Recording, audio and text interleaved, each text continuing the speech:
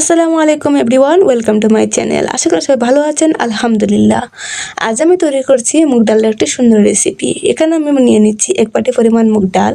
প্রথমে মুগ ডালগুলোকে খুব ভালোভাবে ভেজে নিতে হবে, কিন্তু খুব বেশি ভাজবেন না, তাহলে কিন্তু মুগ ডাল আর সিদ্ধ হবে না। ভেজে রাখা মুগ ডালগুলোকে এবারে ধুয়ে নিতে হবে। তো এবারে আমি কিন্তু জল দিয়ে খুব ভালোভাবে ধুয়ে নিচ্ছি।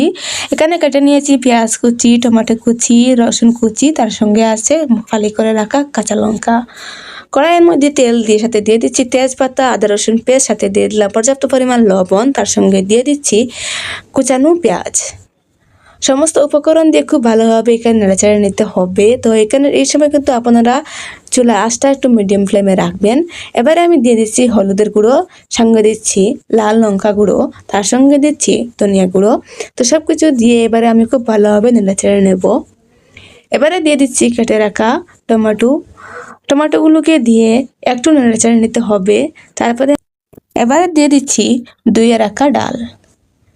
তো ডালগুলোকে দিয়ে একটু নেড়েচেড়ে নিতে হবে এবং তার সঙ্গে দিয়ে দেবেন পর্যাপ্ত পরিমাণ জল, যাতে ডালগুলো খুব ভালোভাবে সিদ্ধ হয়ে যায়। যারা আমার ভিডিও দেখেন প্লিজ আমার চ্যানেলটিকে সবাই সাবস্ক্রাইব করে রাখবেন। এবারে ঢাকনাতে দেখে আমি 7 থেকে 8 মিনিটের জন্য রেখে দেব। মাশাআল্লাহ, এখানে আমার খুব সুন্দরভাবে ডাল সিদ্ধ করা হয়ে গিয়েছে এবং পারফেক্টলি সিদ্ধ হয়েছে।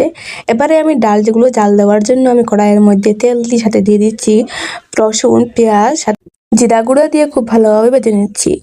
এবারে ডালের মধ্যে আমি দিয়ে দিচ্ছি সেই মশলা এবং সঙ্গে দিচ্ছি ফালি করে রাখা কাঁচা লঙ্কা।